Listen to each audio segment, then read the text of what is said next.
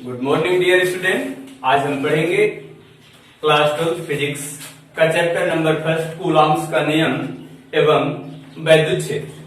तो आइए इस वीडियो में हम पढ़ते हैं कूलॉम्स का नियम क्या होता है, उसके अनुप्रयोग क्या होते हैं।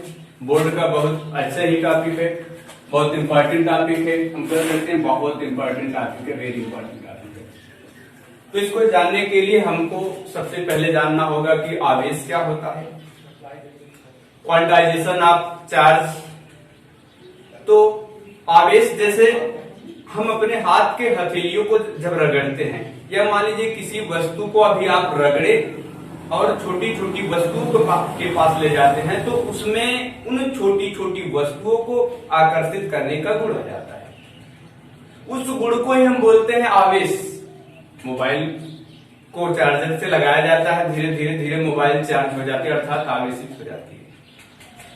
आवेश एक तरह से हम कह सकते हैं कि किसी पदार्थ का वह गुण होता है जो वैद्युत क्षेत्र एवं चुंबकीय क्षेत्र उत्पन्न करता है, तथा आवेश के ही कारण हम किसी भी स्थान पर वैद्युत क्षेत्र का अनुभव भी कर सकते हैं। तो उसी के संबंध में कूलॉम्स ने अपना नियम दिया।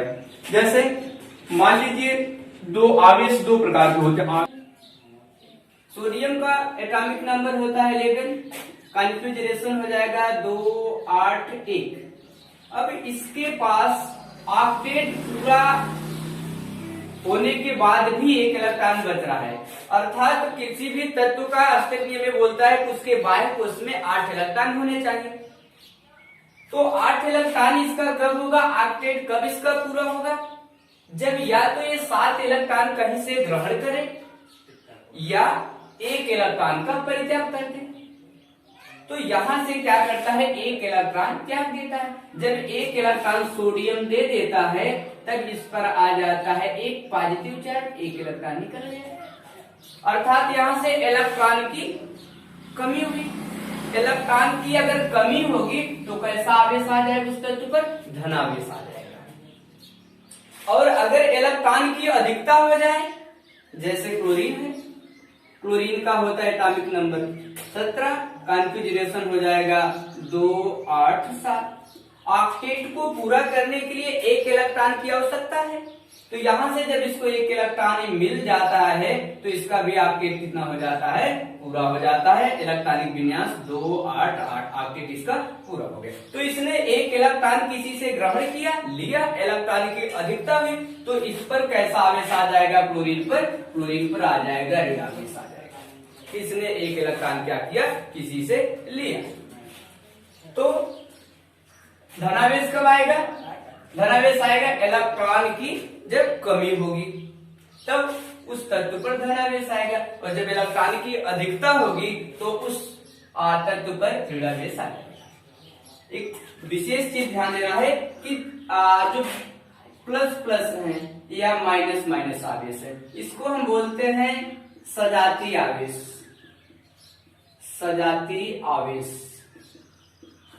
और माइनस प्लस है, अपोजिट है, अलग अलग है, इसको हम बोलते हैं विजातीय आवेश, विजातीय आवेश। दो समान आवेश चाहे वो प्लस प्लस हो तब भी एक दूसरे को क्या करते हैं, रिपेल करते हैं, अर्थात प्रतिकर्षित करते हैं। माइनस माइनस है तब भी वे एक दूसरे को क्या करेंगे, रिपेल करेंगे, प्रतिकर्षित करेंगे, दूसरे से दूर जाएंगे। लेकिन अगर अपोजिट है, प्लस माइनस है या माइनस प्लस है, तो क्या करेंगे, आपस में आकर्षित करते हैं, आकर्षित करते हैं। इस चीज को विशेष ध्यान देना है कि अगर दो समान आवेश है, सजाती आवेश है, तो एक दूसरे को रिपेल करेंगे, और अगर विजातीय आवेश है तो एक दूसरे को अट्रैक्ट करते हैं, आकर्षित करते हैं। तो इसी के संबंध में कूलॉम्स ने एक नियम का प्रतिपादन किया, जिसे हम कूलॉम के नियम के नाम से भी जानते हैं। तो आइए पढ़ते हैं कि कूलॉम का नियम क्या है।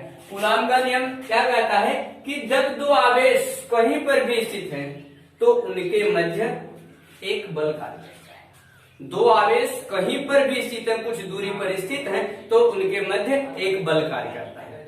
अब वो बल कैसा है, डिपेंड करता है चार्ज पर, आवेश पर, कि अगर सजाती आवेश है तो कैसा बल होगा, प्रतिकर्षण बल होगा। विजातीय आवेश है तो कैसा बल होगा? आकर्षण बल होगा। तो चलिए देखते हैं कूलम्स नियम क्या है।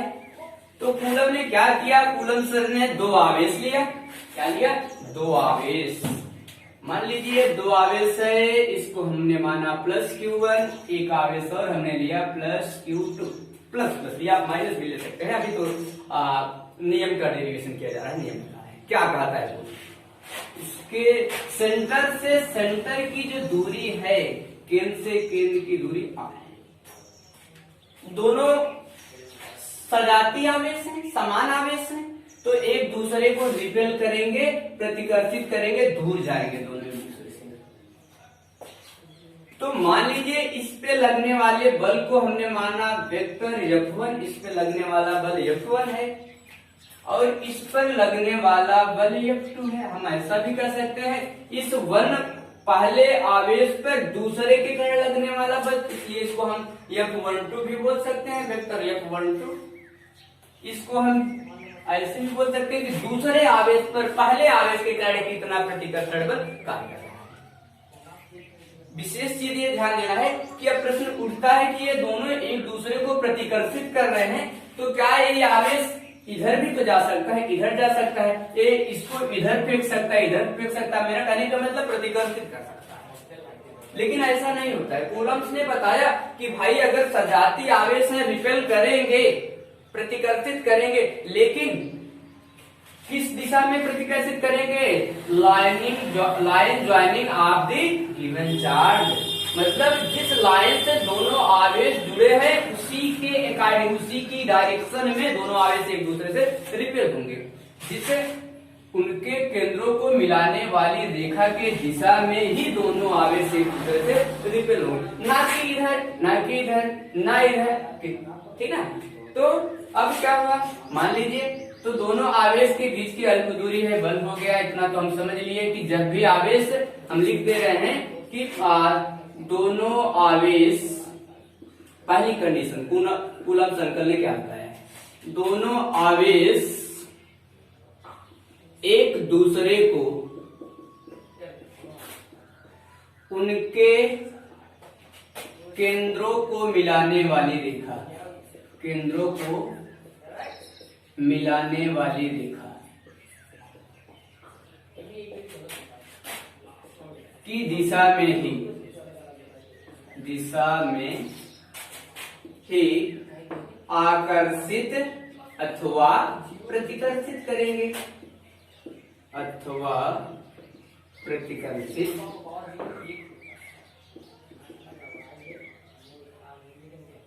करते हैं। पहली कंडीशन कूलम संकल ने ये बता दिया। कूलम सर ने बताया कि भैया अगर दो आवेश हैं कहीं पर भी स्थित है तो उनके मध्य एक बल कार्य करेगा, वो बल किस पर डिपेंड करेगा? आवेश पर डिपेंड करेगा, चार्ज पर।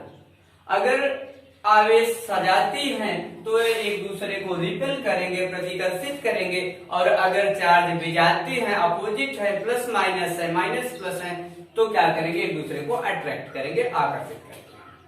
किस दिशा में आकर्षित अथवा प्रतिकर्षित करेंगे? उनके सेंटर को मिलाने वाली, उनके केंद्रों को मिलाने वाली रेखा के अनुदिश।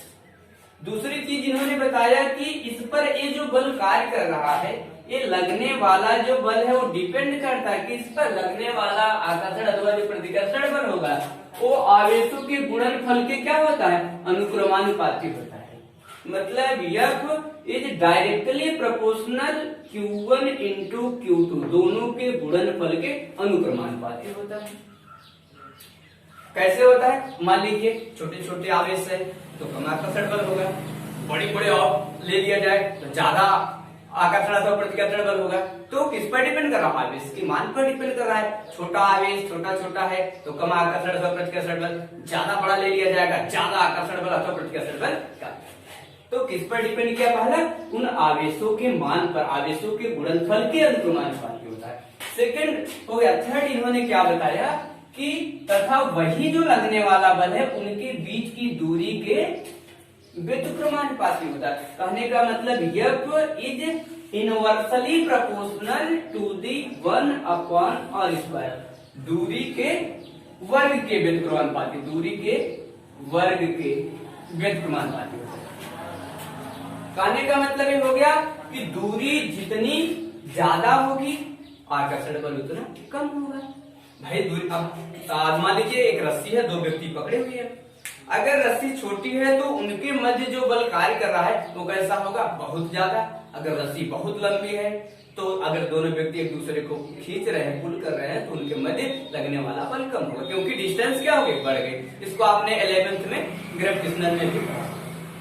तो भाई अभी दूरी कम है मान लीजिए, तो आकर्षण बल ज्यादा होगा, ज्यादा आकर्षण बल से एक दूसरे को आकर्षित कैसे करेंगे। वही दूरी अगर हम बढ़ा दें भी बहुत ज्यादा हुए तो बल का मान क्या हो जाता है, कम। तो किस पर डिपेंड किया, दूरी के वर्ग के व्युत्क्रमानुपात होता है। तो अगर इस तीनों चीजों को हम मिला दें, और किस पर डिपेंड करता है, चौथी पॉइंट बहुत इंपॉर्टेंट पॉइंट, ये किस माध्यम में, मीडियम पर डिपेंड करता है, तथा लगने वाला बल, तथा इस लगने वाला बल दोनों आवेशों के बीच के माध्यम पर डिपेंड करता है, बीच के माध्यम पर निर्भर करता है कि कैसा माध्यम है, कि वायु का माध्यम है, कि कांच रखा गया है, कि जल रखा गया है, कि लकड़ी रखा गया, क्या रखा गया, उस माध्यम पर भी बल डिपेंड करता है। लेकिन आज इस वीडियो में जो हम चर्चा करेंगे वो निर्वात के लिए चर्चा करेंगे। मान लेंगे कि इन दोनों आवेशों के मध्य क्या है, निर्वात है, कोई भी माध्यम नहीं, ठीक ना। और जो भी आवेश होगा, हम पॉइंट चार्ज की बात करेंगे पॉइंट इस वीडियो में। पॉइंट चार्ज क्या होता है, छोटे छोटे आवेश, उसके बारे में डिस्कस करेंगे। तो ये तो चारों पॉइंट कूलम संकल ने बता दिया। क्या बताया कि भैया अगर दो आवेश कहीं पर भी स्थित है तो उनके मध्य आकर्षण अथवा प्रतिकर्षण बल कार्य करता है, ठीक है। दूसरा उन्होंने बताया कि वह जो लगने वाला बल होगा वह दोनों आवेशों के मान पर डिपेंड करेगा, दोनों आवेशों के गुणनफल के अनुक्रमानुपाती होगा। भाई आवेश छोटे हैं तो आकर्षण बल अथवा प्रतिकर्षण बल कम होगा, और आवेश ज्यादा हो जाएंगे, बड़े बड़े हो जाएंगे तो लगने वाला बल अधिक हो जाएगा। तथा किस पर, तीसरी पॉइंट उन्होंने बताया कि दूरी पर डिपेंड करेंगे, दूरी जितनी कम होगी आकर्षण अथवा प्रतिकर्षण बल ज्यादा होगा, दूरी जितनी अधिक हो गई आकर्षण अथवा प्रतिकर्षण बल का मान कम। चौथी पॉइंट हो गया, वही जो लगने वाला बल है वह दोनों आवेशों के बीच कैसा माध्यम है, उस माध्यम पर डिपेंड करता है, कि निर्वात है, कि वायु है, कांच का माध्यम, जल का माध्यम, अदरवाइज कोई भी मीडियम दिया गया है तो माध्यम पर डिपेंड करता है। ये हमारे कूलम सर ने इतना चीज हमको बता दिया। तो अब इन चीजों को हम अगर मिला दे तो हमको मिलेगा F प्रोपोर्शनल Q1 Q2 अपान R²। जहाँ ये अनुक्रमानुपाती चिन्ह जब हटता है तो कांस्टेंट मिलता है, या इसको हम इस तरीके से भी लिख सकते हैं, F बराबर K Q1 Q2 अपान R²। ये है फार्मूला। वेग के क्या है, जहां के क्या है, नियतांक है, के क्या है, एक नियतांक है। के का जो मान होता है, के का जो मान है, इसको हम 1/4πε0 इतना भी वैज्ञानिकों ने सीखा, इतना माना है। जहां ε0 क्या है, इसको बोलते हैं निर्वात की विद्युतशीलता है, निर्वात की विद्युतशीलता है। इसको आप नोट कर ले या स्क्रीनशॉट ले सकते हैं।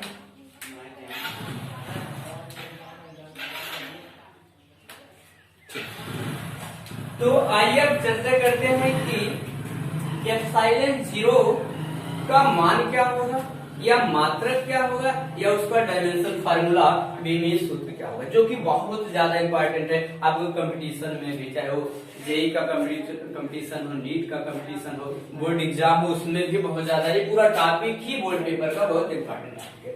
तो चलिए अब हम पढ़ते हैं कि ε0 जो है, ε0 जो है उसका बीमा क्या होगा या मात्रक क्या होगा, ठीक।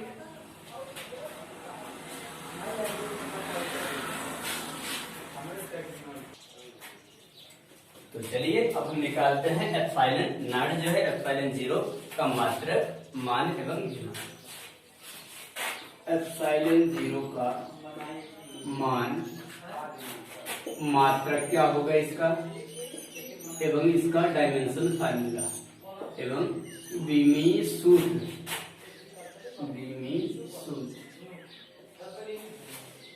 तो फार्मूला हमारा क्या बना है, F इज इक्वल टू के Q1 Q2 by are square, जहाँ के का मान 1/4 पाई एप्सिलॉन 0, वेयर के इक्वल टू क्या मिला 1/4 पाई एप्सिलॉन ना। तो इसके क्या स्थान पे हम लोग करते हैं, तो F बराबर मिला 1/4 पाई epsilon 0 Q1 Q2 upon R. तो यहां से अगर हम आर स्क्वायर एप्सिलॉन 0 की वैल्यू निकाली है, पूरा ये हर का जो पद है क्रॉस मल्टीप्लाइकेशन हो जाएगा, तिरछा गुणा हो जाएगा F into 4 pi epsilon 0 into r square बराबर 1 का गुणा अंश में हुआ तो Q1 इंटू Q। यहां से अगर हम एप्सिलॉन 0 इज इक्वल टू करते हैं तो हो जाएगा Q1 Q2 by F into pi 4 pi F into 4 pi r square. Epsilon 0 का मात्रक यहां से निकालते हैं, का मात्रक, तो आवेश का मात्रक होता है कूलम इंटू आवेश का मात्रक हुआ आपका कूलम अपॉन F का मात्रक होता है बल का मात्रक newton into 4 pi as a constant. बीमाहीन होते हैं, मात्रक विहीन होते हैं, इसलिए इसका कोई मात्रक नहीं होगा। आर क्या था, डिस्टेंस, दोनों आवेशों के बीच की दूरी, दूरी का मात्रक होता है मीटर, तो स्क्वायर है तो हो जाएगा मीटर स्क्वायर। तो इसका मात्रक आ गया कूलम इंटू कूलम हो गया कूलम का square upon newton meter square, newton meter square. ये एप्सिलॉन 0 का मात्रक। अगर हम बीमा की चर्चा करें, यही देख लीजिए एप्सिलॉन 0 का बीमी सूत्र क्या होता है, बीमी सूत्र,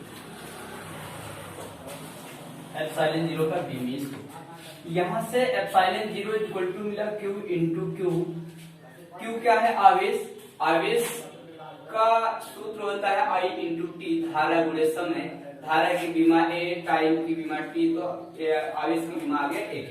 तो आपको आवेश की बीमा क्या मिला AT इंटू इस आवेश की भी बीमा AT, बल की बीमा mLT⁻² इंटू 4 पाई, बीमाहीन होता है, इसका कोई मात्रक बीमा नहीं होता है। और क्या है, दोनों आवेशों के बीच की दूरी, दूरी की बीमा L स्क्वायर है तो स्क्वायर हो गया। यहां से मिला क्या आपको AT इंटू AT हो जाएगा A² T² अपान M L square into L³ और T का घात कितना -3।